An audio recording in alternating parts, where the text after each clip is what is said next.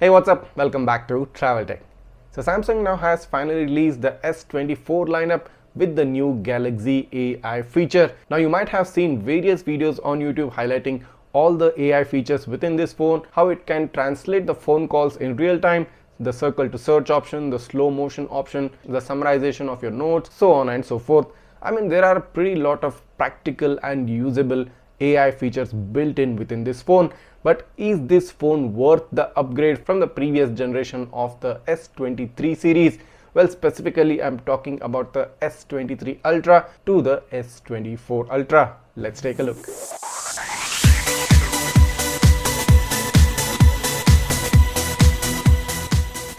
So first of all, the S23 series and specifically the S23 Ultra has now received a price drop, and on Amazon it's currently available at a price of 95,000 rupees, and that's a very good discounted price for the top phone of last year.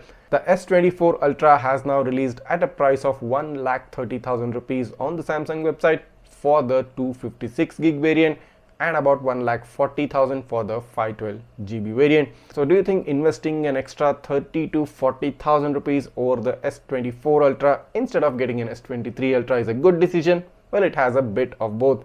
The S24 Ultra is by far the best flagship smartphones we've seen from Samsung till date. Now with the addition of the Galaxy AI features, it takes up the notch on the S24 Ultra to a much higher level. But talking about the AI features, I think these AI features will be useful to a very specific set of people and not to every general person who buys this phone. I mean, how often do you converse with a person who speaks with another language? I mean, do you really do that very often? Of course, there will be users who converse with a lot of people across all continents, but do they cover the larger segment of consumers who buy these phones? I surely don't think so. And what about those magical AI features? Well, you more or less can do all of those video editing and picture editing right on your S23 Ultra, although it may not be so direct as in the S24, but you can still do it and without much hassle. And talking about the one big change the S24 Ultra now has is that it has got a flat screen. The S22 and the S23 Ultra have a curved screen, and for someone who likes an infinity display, who likes the curved ending of the display, well, the S24 Ultra will be losing out that premium feature. Of course, it's a subjective matter because some may like the curved display and some may like the flat display. I specifically prefer the curved infinity display compared to a flat display with the proper bezels on the side. Also, one important aspect regarding the camera system. Now it's being told that the 50 megapixel 5x optical zoom will bring out much more clarity and details even in the 10x crop. But even on the Samsung marketing material, you can see that they have mentioned that the 10x zoom on the phone brings out optical like quality. It's not optical, it's optical like quality. So what this means, it clearly lacks a pure 10x optical zoom. It only crops the 50 megapixel image into a 10x one. Now in theory, the image should be good as a proper 10x optical zoom, but is it really? I mean, you won't be able to see a very significant difference between the two based on what I've seen, and I would always take an actual 10x optical zoom over a cropped 10x one. So having to leave out the curved display and having to leave out an actual 10x optical zoom over a cropped one and getting a flatter display with the additional of extra 30 to 40,000 rupees doesn't seem like a very attractive option to me.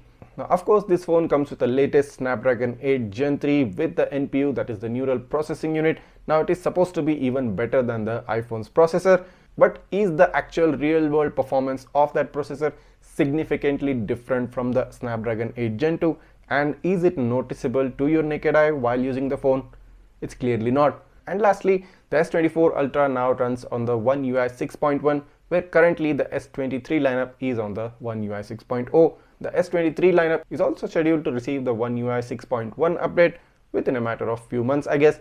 And most of those AI features, especially the cloud-based features such as photo editors and stuff, will trickle down to the S23 series eventually. The only features which might not come to the S23 Ultra will be the device-based features such as live call interpretation and live call translation. But even getting more than 50% of those features, especially the cloud-based AI features, back on the older model, that is the S23, will make the S23 Ultra a even worthy option compared to the S24 one. So it's now time to ask yourself, should you upgrade to the S24 Ultra or keep the S23 one still for some time? Well, I really think the S23 Ultra still holds its own against the S24 Ultra, and maybe when some of these AI features get even more refined and even more advanced in the upcoming S25 or S26 series, that will be a definite time for an upgrade. Until then, S23 Ultra it is.